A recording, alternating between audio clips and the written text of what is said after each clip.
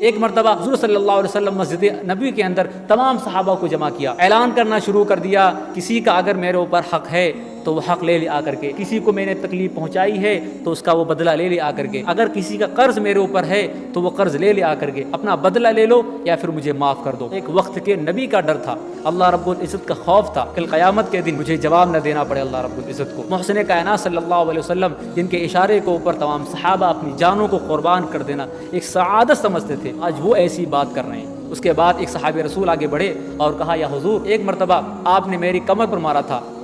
تو اس کا میں بدلہ لینا چاہتا ہوں۔ تو آپ نے کہا ٹھیک ہے، آپ اپنا بدلہ لے لو آ کر کے۔ آگے بڑھے اور کمر کے پاس آئے تو کہا، یا حضور جب آپ نے میری کمر پر مارا تھا تو میری کمر ننگی تھی، اس پر کپڑا نہیں تھا، میں اسی طرح بدلہ لینا چاہتا ہوں۔ ایک وقت کے نبی سے یہ کہا جا رہا تھا کہ میں بدلہ لینا چاہتا ہوں،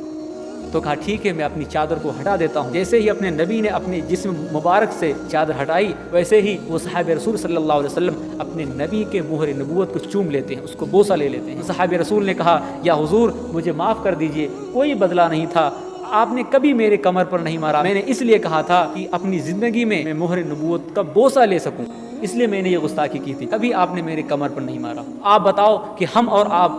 کتنے لوگوں کا مال کھا کر بیٹھے ہیں، کتنے لوگوں کا ہمارے اوپر حق ہے، ہم سوچ نہیں سکتے ہیں، ہم کیسے اللہ رب العزت کو جواب دیں گے؟ ہم حاجی بھی ہیں، 5 وقت نمازی بھی ہیں، پہلے سب کا نمازی ہے، دین کے سارے احکام کے اوپر عمل کرنے والے ہیں، لیکن اس کے گھر کے مسائل اس سے حل نہیں ہو رہے ہیں، اپنے بھائیوں اور بہنوں کی پراپرٹی کے اوپر اعلیٰ صاحب بن کر بیٹھا ہوا ہے، اس کو ڈس کر بیٹھا ہوا ہے، کبھی اس کو اللہ رب العزت کا خوف نظر نہیں آتا کہ اس کو کبھی مرنا بھی ہے، اسی لیے ہماری زندگیوں سے سکون نکلتا چلا جا رہا ہے۔ پھر ہم کہتے ہیں ہماری زندگی میں سکون آ جائے، کہاں سے آ جائے گا؟ نہیں آ سکتا۔